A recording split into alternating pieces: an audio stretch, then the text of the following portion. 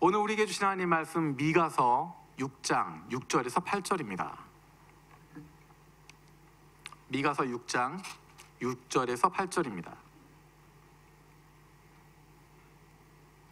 우리 한 목소리로 함께 읽겠습니다. 내가 무엇을 가지고 여호와 앞에 나아가며 높으신 하나님께 경배할까? 내가 번제물로 1년 된 송아지를 가지고 그 앞에 나아갈까? 여호와께서 천천의 순양이나 만만의 강물 같은 기름을 기뻐하실까? 내 허물을 위하여 내 맏아들을, 내 영혼의 죄로 말미암아 내 몸의 열매를 드릴까? 사람아, 주께서 선한 것이 무엇임을 내게 보이셨나니 여호와께서 내게 구하시는 것은 오직 정의를 행하며 인자를 사랑하며 겸손하게 내 하나님과 함께 행하는 것이 아니냐. 아멘. 리바이벌 2020 우리가 다음 주 월요일이면 10월 12일이면 구약 성경이 모두 끝나게 됩니다. 창세기 1장부터 시작했는데 벌써 구약 성경 마지막까지 오게 됐습니다. 지난 7월 28일부터 이사야 말씀이 시작됐고 조금 어렵고 힘들었던 예언서들은 다 지나갔고 이제 작은 책들만 남아 있습니다. 나훔, 하박국, 또 스바냐, 학개, 스가랴, 말라기 이 책들만 남아 있습니다. 이렇게 모든 교우들이 한 마음으로 같이 말씀을 읽어갈 수 있다고 하는 것, 이것이 얼마나 즐거운지 모르겠습니다. 정말 행복하게 시간을 보내고 있습니다. 매일 아침마다 교역자 기도회에서 우리 사랑하는 교역자들이 돌아가면서 설교를 하고 기도를 인도하고 있습니다. 아침마다 그렇게 말씀을 같이 나누고 은혜 가운데 시작합니다. 그 설교를 들으면서 얼마나 은혜가 넘치는지 모릅니다. 이렇게 돌아가면서 또 저부터 시작해서 우리 모든 또 목사님들, 전도사님들, 간사님들까지 한 명씩 다 돌아가면서 말씀을 전하고 있습니다. 솔직히 말하면 처음 시작할 때보다 지금이 훨씬 더 깊이가 있고 더 큰 은혜가 있습니다. 우리를 변화시키시고 하나님께서 성장시키시는구나 하는 것들을 느끼고 있습니다. 근데 요즘 들어서 한 가지 문제가 생겼습니다. 조금 전에 이야기했던 것처럼 지난 7월 28일부터 예언서가 시작이 되다 보니까 지금까지 예언서를 계속 2달 반 넘게 읽다 보니까 마음이 굉장히 무거워지는 것입니다. 예언서의 공통적인 내용 여러분 다 아시죠? 심판에 대한 부분입니다. 잘못하고 있다, 죄짓고 있다, 너희들은 죽어 마땅하다, 너희 나라는 망해야 된다, 심판받아야 된다 라고 하는 말씀 뿐만 아니라 여러 가지 잔인한 모습들이 등장하기도 합니다. 하나님께서 이웃나라를 들어서 아수르를 들어서 바벨론을 들어서 심판하시는 모습, 이스라엘뿐만 아니라 그 주변에 있었던 나라들을 심판하시는 모습들이 나타나 있습니다. 그리고 하나님이 도구로 사용하셨던 아수르와 바벨론도 심판하신다라는 이야기가 등장합니다. 계속 선포되는 것은 심판할 것이다, 죄를 짓고 있다. 그런데 더 마음이 아픈 것은 예언서의 말씀에 등장하고 있는 죄의 모습들, 이스라엘의 죄된 모습들, 심판받을 수밖에 없는 그들의 모습이 바로 우리의 모습이라는 것입니다. 그 모습 안에서 내 모습을 발견하게 되고 그 말씀을 읽으면서 나에게 말씀하시는, 너에게 이런 죄가 있지 않니? 라고 말씀하시는 하나님의 말씀을 듣게 되면서 마음이 점점점 무겁고 힘들어지게 됩니다. 처음에는 아니 이스라엘이 왜 이럴까? 하나님의 나라라고 이야기했는데 하나님이 왕을 세워주시고 제사장도 있고 하나님의 성전이 있는 그 나라인데 왜 이렇게 변했을까? 왜 이렇게 망가졌을까? 하는 것을 보면서 안타까운 마음을 가지고 시작했지만 계속 읽어가면서 느끼는 것은 그래, 망할 만하지, 이 정도면 망해야지, 이런 나라면 없어져야지, 이런 왕이라면 없어지는 게 당연하고 이런 사람들이라면 이 땅 위에서 없어지는 게 맞지, 하나님을 이렇게 거역하고 하나님을 이렇게 배반하고 하나님을 이렇게 떠나버렸던 사람들이라면 더 이상 하나님의 나라라고 불릴 수 없지, 하나님의 사람이라고 말할 수 없지 라고 하는 것입니다. 성전 여전히 있습니다. 우리가 지금 읽고 있는 예언서들의 시대는 아직 바벨론이 예루살렘을 멸망시키기 이전이기 때문에 예루살렘 성전이 있습니다. 솔로몬이 세웠던, 다윗이 준비하고 솔로몬이 세웠던 황금으로 뒤덮여 있는 그 화려한 성전이 아직도 남아 있습니다. 그 성전만 남아있을 뿐만 아니라 수많은 제사장들이 여전히 제사를 드리고 있습니다. 날마다 제사를 드리고 있고 절기마다 수많은 양떼와 소떼를 잡아서 하나님께 제사를 드리고 있습니다. 율법이 없어진 것도 아닙니다. 그런데 무엇이 문제일까? 그런 종교적인 건물은 남아있었지만, 종교적인 제도들은 남아있었지만 그 안에 있어야 할 중심이 사라져버린 것입니다. 성전은 남아있지만, 황금칠 되어져 있는 그 화려한 종교적인 건물은 남아있지만 그 안에 주인 되셔야 될 하나님이 더 이상 그곳에 계시지 않았습니다. 제사장들이 예배를 드리고 제사를 드리고 수천의 수만의 양을 잡고 소를 잡고 있지만 그 제사를 드리는 대상이 하나님이 아니라는 것입니다. 그 제사장들이 예배 드리고 제사 드리는 대상은 자신들의 욕심을 채워주는 것이고 사람들의 인기에 영합하는 것입니다. 수많은 선지자들이 있었지만 그들이 선포하는 말씀은 하나님에게서 받아서 하는 말씀이 아니었습니다. 자신들을 유익하게 하고 사람들을 즐겁게 하고 사람들의 마음을 기쁘게 할, 사람들이 좋아할 말들만 떠버리고 있는 것입니다. 지도자들은 하나님이 세우셨음에도 불구하고 하나님의 백성을 돌보고 섬기는 것이 아니라, 소중히 여기는 것이 아니라 그들을 자기의 디딤돌로 삼게 되어지고 그들을 통해서 무엇인가 얻으려고 하고 특권을 누리려고 하고 사람들을 조작하고 사람들을 자기네 마음대로 움직이게 되는 것입니다. 하나님의 나라로 시작했는데, 세상 가운데 모델로 보여주는 나라로 시작됐던 것인데, 이제 하나님의 나라라고 불리웠던 이스라엘은 그 주변에 있는 나라들보다 오히려 더 못한 나라로, 더 타락한 나라로, 더 범죄하는 나라로, 더 더러운 우상 숭배하는 나라로 전락되어 버렸다는 것입니다. 누구의 잘못일까?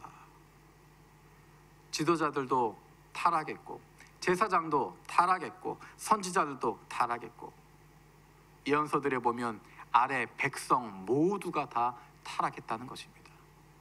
리더십을 가지고 있는 지도자들만 타락한 것이 아니라 그들을 따르고 있었던, 그들에게 영합하고 있었던 그 밑에 모든 백성들도, 일반 백성들도 똑같았다는 것입니다.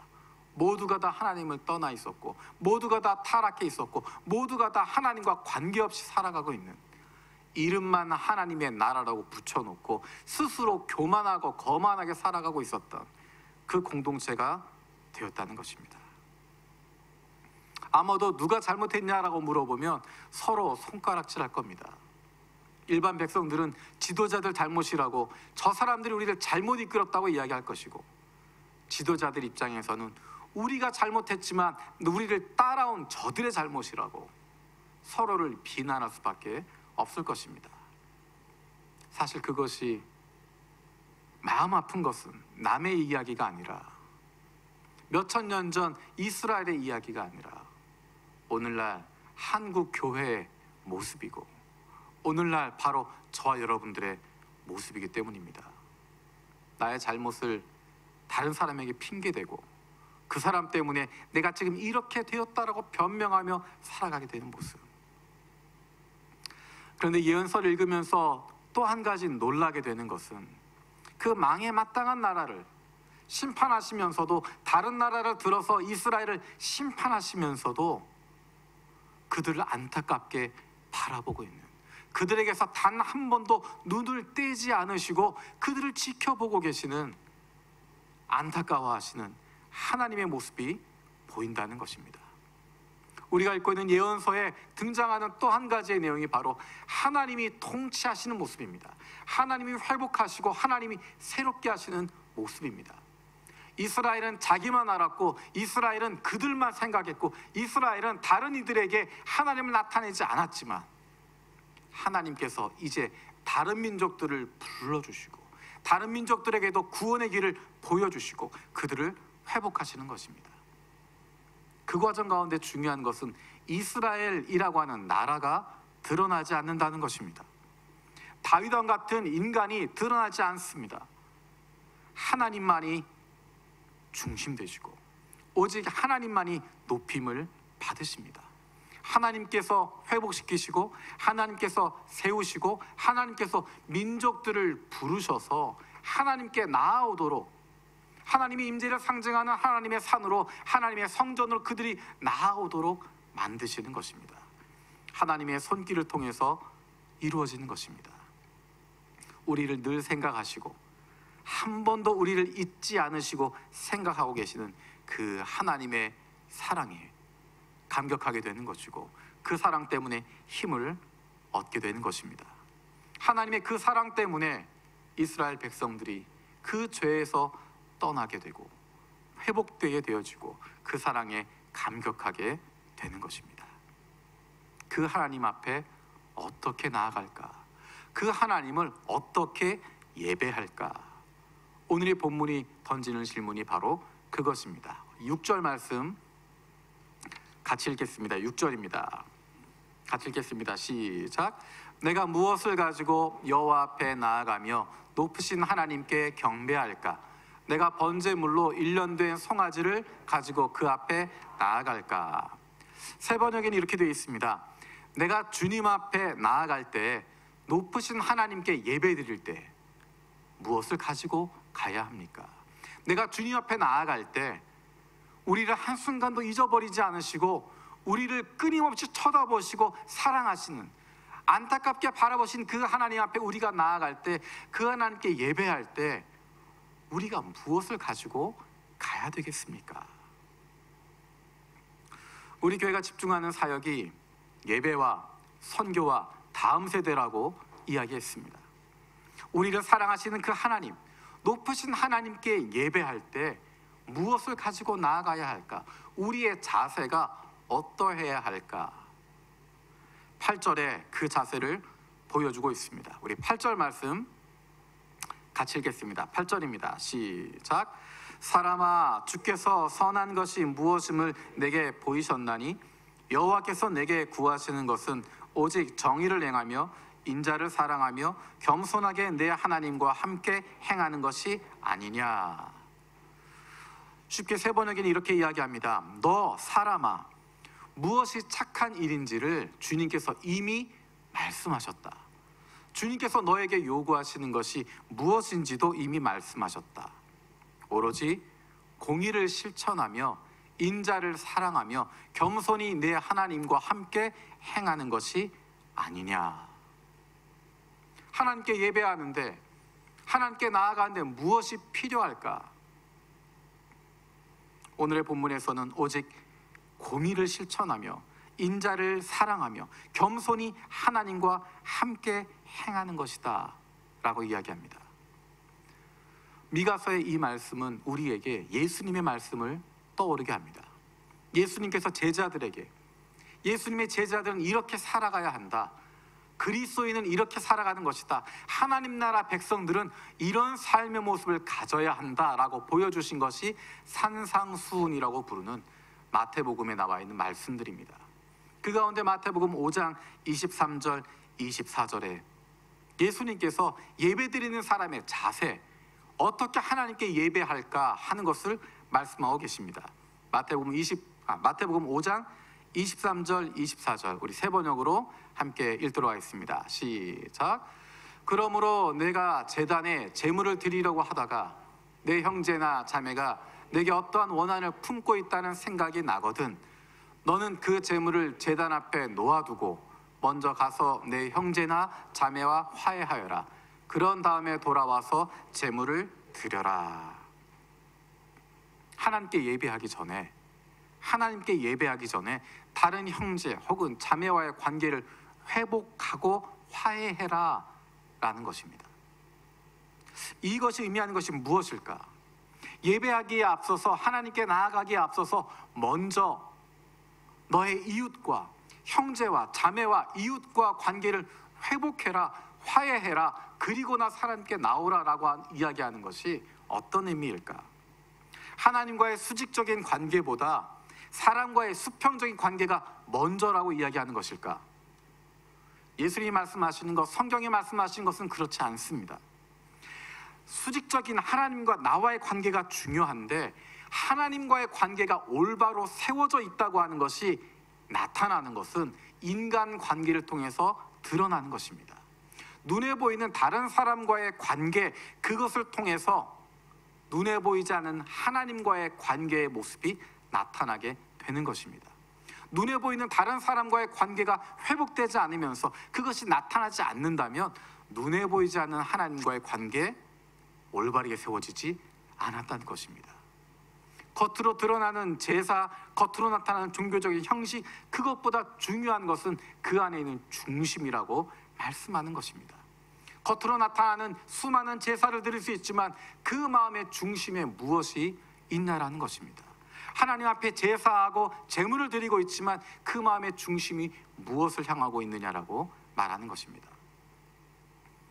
우리가 조금 전에 읽었던 미가 6장 8절은 우리에게 잘못하면 다른 쪽을 생각하게 만들 수 있습니다. 우리가 많이 들었던 이야기가 오직 정의를 행하며 인자를 사랑하며 겸손하게 내 하나님과 함께 행하는 것이 아니냐.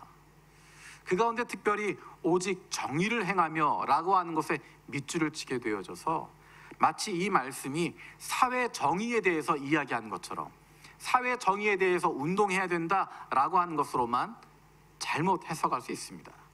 물론 사회 정의도 중요한 것이고 그렇게 만드는 것 필요한 것이지만 하나님께서 우리에게 말씀하시는 것은 우리 한 사람 한 사람의 마음이 바뀌어야 한다는 것입니다. 우리 한 사람 한 사람의 마음이 달라져야 된다는 것입니다. 그냥 멀리 있는 불특정 다수를 향하는 것이 아니라 내 주변에 있는 사람들을 향한 나의 마음이 달라져야 한다는 것입니다. 우리가 멀리 있는, 우리가 알지 못하는, 얼굴도 알지 못하는 사람들, 그 사람들을 사랑한다고 이야기하고 그 사람들을 위해서 헌금할 수 있고 그 사람들을 위해서 금식할 수 있지만 내 주변에 있는 사람, 나와 일상에서 부딪히고 있는 사람, 나와 가까이 있는 그 사람 때문에 마음 아파하고 눈물 흘리고 그 사람을 위해서 금식하고 그 사람을 위해서 내가 헌금한 일이 있었나? 하나님이 우리에게 말씀하시는 것은 내 마음이 바뀌라는 것입니다. 나에게 가까운 사람, 내 바로 옆에 두신 사람, 그 사람들에 대한 우리의 마음을 바꾸라는 것입니다. 제가 좋아하는 한 목사님이 이런 글을 남기셨습니다. 오늘 설교의 내용과 꼭 맞는 내용이어서 제가 인용을 했습니다. 이웃에게 따뜻한 말 한마디 건넬 줄 아는 사람이 100마디, 1000마디 정의를 외치는 사람보다 세상을 더 아름답게 만드는 사람입니다.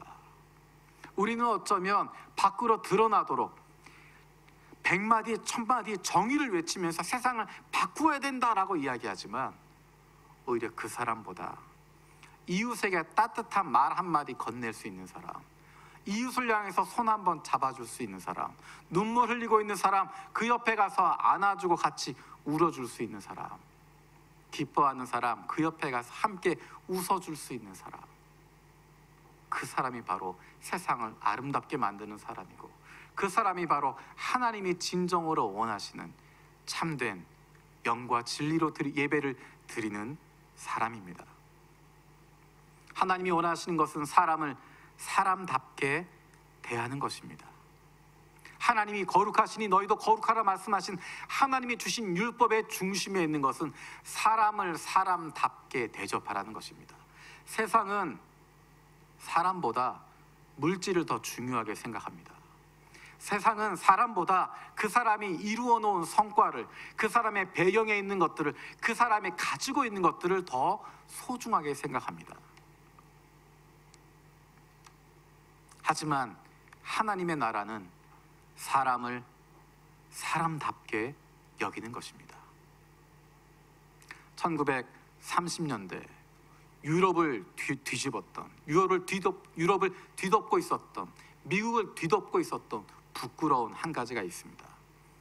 그것은 사람들이 사람을 차별하는데 그들이 가지고 있는 과학적인 지식을 가지고, 나름대로 가지고 있는 과학적인 지식을 가지고 사람들을 평가하는 것입니다.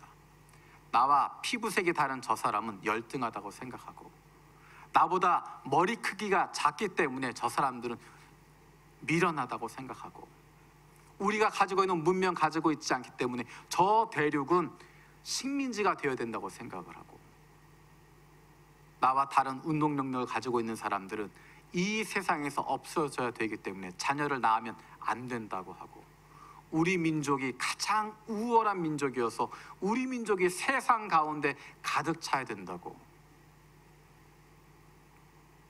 그런 지금 생각하면 말도 안 되는 것 같은 이야기들이 그 당시에 전 세계를 뒤덮고 있었고, 더 부끄러운 것은 크리스찬이라고 불리는 사람들도 우리는 선택받은 사람들이고 나머지 인간들은 인간이 아니라고 생각하는, 사람을 사람으로 대접하지 않았던, 그 사람의 피부색으로, 그 사람이 가지고 있는 운동 능력으로, 그 사람이 가지고 있는 지위로, 그 사람이 가지고 있는 물질로 사람을 평가하고 그렇게 대접했던 시기가 있습니다.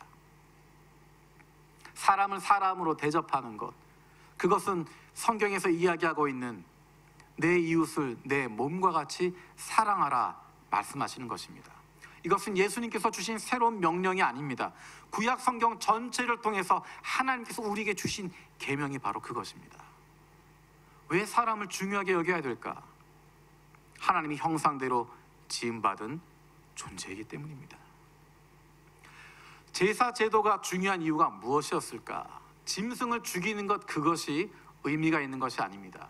짐승을 잡아서 제사 드리는 것, 그것을 하나님이 그런 방법을 주셨기 때문에 순종하는 것이고, 죽은 동물이, 죽은 짐승이 내 죄를 대신해서 죽었다라고 고백하고 하나님 앞에 회개하는 의미입니다. 제사라고 하는 것은 순종의 표현입니다. 내가 죽습니다라고 하는, 하나님 말씀에 순종한다는 의미로 제사를 드리는 것입니다. 그런데 그 제사의 의미가 바뀌어져 버렸습니다. 제사 자체가 잘못된 것이 아니었습니다. 그런데 사람들은 하나님의 말씀에 순종하는 것 대신에 종교적인 의식을 통해서 무엇인가 얻을 수 있다고 생각하고 있습니다. 수천 마리의 양을 제물로 바치면 그러면 하나님이 기뻐하시고 내가 원하는 것 얻을 수 있겠지라고 생각합니다. 수많은 올리브 기름을 하나님께 제사로 드리면 하나님을 기쁘게 할 수 있고, 그러면 내가 원하는 것 얻을 수 있겠지라고 생각합니다. 심지어는 아들을 제물로 바치면 내가 원하는 것 얻을 수 있겠다라고 생각하는 것입니다. 그런 것은 다른 신들이 원하는 것입니다. 세상의 신들이 원하는 것입니다.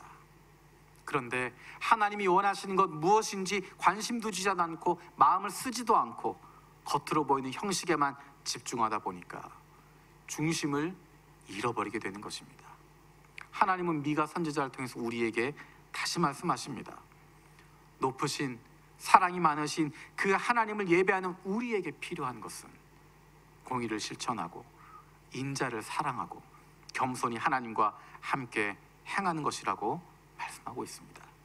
그것은 바로 한 영혼을 사랑하시는, 한 영혼을 소중하게 여기시는 하나님을 닮아가는 것입니다.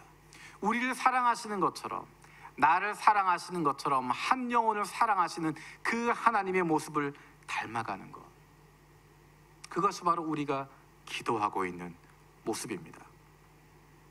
우리가 몇 달째 기도하면서 요셉의 창고 프로젝트를 하고 있습니다. 도대체 이게 뭐냐 생각하는 분도 많이 계신 것 같습니다. 코로나가 시작되면서 여러 가지 어려움들이 생겨질 것으로 예상했습니다. 코로나가 처음 퍼지기 시작할 때, 일본에 그것이 퍼지기 시작할 때 앞으로 몇 달 후가 되면 많은 교회들이 어려움 가운데 빠지게 될 거라고, 많은 사람들이 힘든 상황 가운데 들어가게 될 거라고, 그래서 그것을 위해서 준비하자고 시작한 것입니다. 우리 교회 이름이 드러나기 위해서가 아니라 정말 코로나로 말미암아 힘들고 어려워지는 교회들을, 우리의 이웃들을 돕고자 하는 것입니다. 그들에게 나타나는 것은 하나님의 도움의 손길입니다. 하나님께서 지키시는구나, 하나님께서 붙들어 주시는구나. 이곳 일본 땅 가운데서 교인이 없어도 힘들고 어려운 가운데도 교회를 지키고 복음을 전하기 위해서, 영혼 구원하기 위해서 그렇게 애쓰고 수고해 왔는데, 가장 힘들고 어려울 때, 내가 할 수 없을 때 하나님이 지켜주시는구나, 하나님의 도움의 손길을 보내주셔서 우리 교회를 지켜주시고 우리 가정을 보호해 주시는구나. 지키시는 하나님, 보호하시는 하나님의 그 손길을 경험할 수 있도록 하기 위해서 우리가 요셉의 창고 프로젝트를 준비하고 기도하고 진행하고 있습니다. 일본인 중심 분립개척 마찬가지입니다.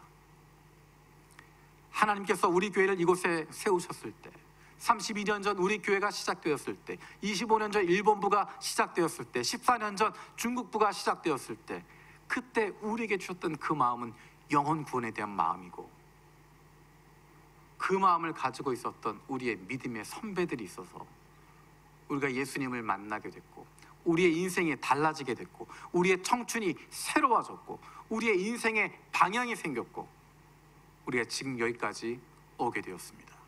그 마음을 가지고, 그 영혼 구원의 열정을 가지고, 내가 받았던 그 은혜를 가지고, 내가 받았던 그 생명의 말씀을 가지고 한 영혼을 향해서 나아가기 위해서, 하나님께서 사랑하시는 그 영혼을 만나기 위해서 일본인 중심 분립 개척을 준비하는 것이고, 중국부에서는 중국부 차원으로 중국인이 많이 살고 있는 지역에 교회를 개척하려고 기도하고 준비하고 있고, 그에 이어서 중국인 중심 분립 개척도 기도하며 준비하고 있습니다. 한국부 안에서도 마찬가지로 복음이 필요한, 아직 예수님 알지 못하고 있는 한국인들을 위해서, 일본인들을 위해서 하나님이 품으신 그 한 영혼 위한 마음을 품고 영혼 구원에서 좋은 그리스도인 세워갈 수 있는 우리 교회가 되어지길 원합니다. 우리가 그동안 가지고 왔던 좋은 그리스도인, 좋은 이웃, 그리고 내년 주제가 될 좋은 친구, 이 모두는 한 가지의 마음을 가지고 있습니다. 바로 불쌍히 여기시는, 한 영혼을 불쌍히 여기시는 하나님 아버지의 마음입니다. 그 마음을 품고 우리에게 맡겨주신 사랑하는 사람들에게 가까이 다가갈 수 있는 저와 여러분들 되어지길 원합니다. 우리 옆에 강도 만난 것 같은 이웃들에게 찾아가서 좋은 이웃이 되고 좋은 친구가 되어줄 수 있는 그런 선한 마음 가지고 하나님과 늘 동행하는 저와 여러분들 되어지길 원합니다. 기도하겠습니다. 살아계신 아버지 하나님, 감사드립니다. 미가 선지자를 통해서 다시 한번 우리에게 예배의 중심이 무엇인지를 일깨워 주심을 감사드립니다. 하나님 아버지의 마음을 품게 하여 주시고, 한 영혼을 사랑하시는 하나님 아버지의 그 마음 우리도 품는 하나님의 자녀들 되게 하여 주시옵소서. 감사드리고 예수님의 이름으로 기도드립니다. 아멘.